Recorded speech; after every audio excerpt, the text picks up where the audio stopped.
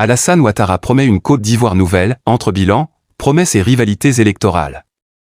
Dans un pays où chaque mot prononcé en période électorale peut réveiller des souvenirs, raviver des espoirs ou rallumer des craintes, Alassane Ouattara vient de lancer un message fort. Une promesse d'unité, de stabilité et de développement.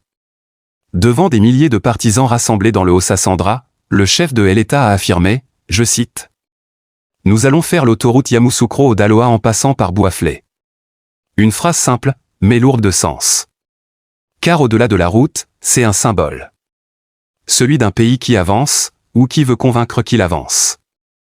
Mais derrière les discours et les chiffres, une question demeure. Cette promesse sera-t-elle celle du renouveau ou celle de trop? Bienvenue sur Œil d'Afrique TV, la chaîne de l'analyse, du recul et de la vérité sans passion. Abonnez-vous, et laissez votre esprit voyager au cœur des enjeux africains. Le message du chef de l'État. Alassane Ouattara, le président sortant, joue gros. Face à une opposition plus structurée qu'en 2020, et dans un climat politique encore fragile, il mise sur ce qu'il connaît le mieux, les chiffres, les réalisations, et les promesses concrètes. Lors de son passage dans le Haut-Sassandra, le président a rappelé ce qu'il considère comme la preuve vivante de sa gestion. 106 localités électrifiées.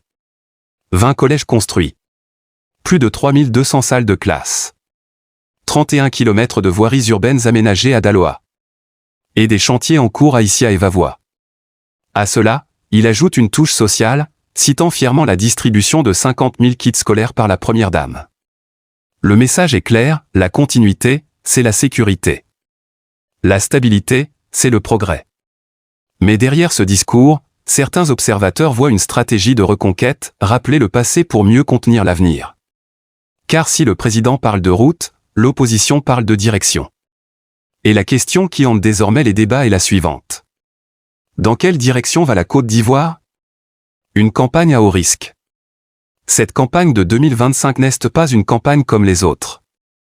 Elle oppose 5 figures, 5 trajectoires, 5 histoires. Et chacune d'elles porte une part du passé ivoirien. Et du futur qu'elle promet. À côté du président Ouattara, on retrouve Simone Gbagbo, Awadon Melo, Henriette Lagou et Jean-Louis Billon. Chacun représente une sensibilité politique et une vision différente du pays. Simone Gbagbo, la revanche du cœur. L'ancienne première dame revient sur la scène politique avec une détermination tranquille.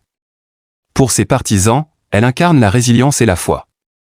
Pour d'autres, son nom rappelle encore les blessures de la crise passée. Mais qu'on l'aime ou qu'on la redoute, Simone Gbagbo a un atout majeur, elle parle au peuple avec émotion. Son message n'est pas technique, il est spirituel. Et dans une campagne où la population cherche des repères, cette fibre émotionnelle peut peser lourd. Jean-Louis Billon, le visage économique de l'opposition. Homme d'affaires, ancien ministre du Commerce, Jean-Louis Billon veut convaincre qu'il est l'alternative économique. Il parle de modernisation, d'industrialisation, de répartition équitable des richesses.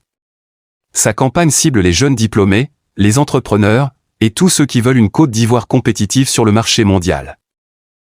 Pour lui, la politique n'est qu'un outil, le développement, c'est une stratégie, pas un slogan. Ancien ministre de Laurent Gbagbo, technocrate respecté, Awadon Melo base sa campagne sur une approche pragmatique. Il parle d'infrastructure, de souveraineté, de transfert de technologie. Son discours séduit une partie de l'élite intellectuelle, mais reste parfois perçu comme trop technique pour le grand public. Pourtant, ses interventions sur la place publique résonnent. Le développement, ce n'est pas seulement construire, c'est transmettre. Discrète mais tenace, Henriette Lagou incarne la constance. Elle parle peu, mais ses mots portent. Sa campagne s'adresse aux femmes, aux jeunes et à tous ceux qui estiment que la politique ivoirienne est trop masculine, trop fermée, trop distante. Son slogan, « Une main de femme peut aussi bâtir la nation ». Dans ce paysage pluriel, Ouattara cherche à imposer son tempo. Il se positionne en père du développement, architecte de la stabilité. Ses alliés rappellent la transformation des Abidjan, la modernisation des routes, la stabilité du franc CFA, et les partenariats avec les institutions financières. Mais ses adversaires lui répondent avec un constat simple. Oui, il y a des routes. Mais que vaut une route, si ceux qui la prennent n'ont rien à y transporter? L'opposition attaque sur le coût de la vie, le chômage des jeunes, et les inégalités persistantes. Pendant que le pouvoir parle de macroéconomie, l'opposition parle de vie quotidienne. Et c'est là que la bataille se joue, dans le cœur et le ventre des électeurs. Dans les rues des Abidjan, de Daloa ou de Bouaké, la politique est sur toutes les lèvres. Certains disent, il faut continuer avec Ouattara, il a fait le travail. D'autres répondent, on veut du sang neuf, la jeunesse a trop attendu. Mais au fond, la plupart des Ivoiriens ne cherchent pas la confrontation. Ils veulent simplement vivre mieux. Ils veulent voir les promesses devenir réalité.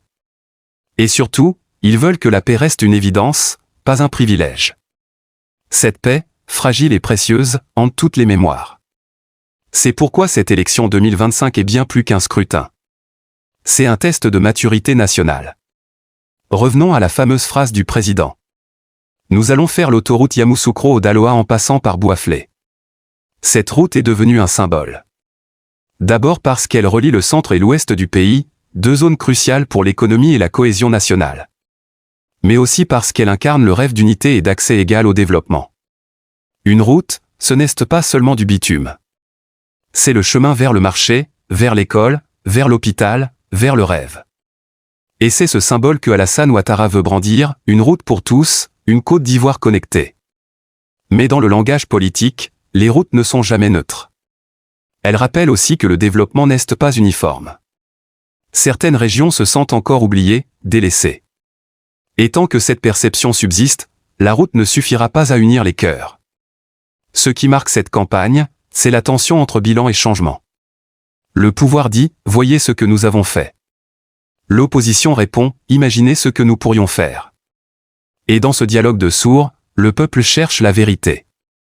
Une vérité souvent absente des chiffres et des slogans. Car la Côte d'Ivoire d'aujourd'hui, c'est aussi celle des contrastes. Une croissance soutenue, mais inégalement ressentie. Des infrastructures modernes, mais des poches de pauvreté persistantes. Une stabilité politique, mais une lassitude sociale palpable. Les électeurs, eux, écoutent, comparent, observent. Et comme toujours, ils décideront en silence.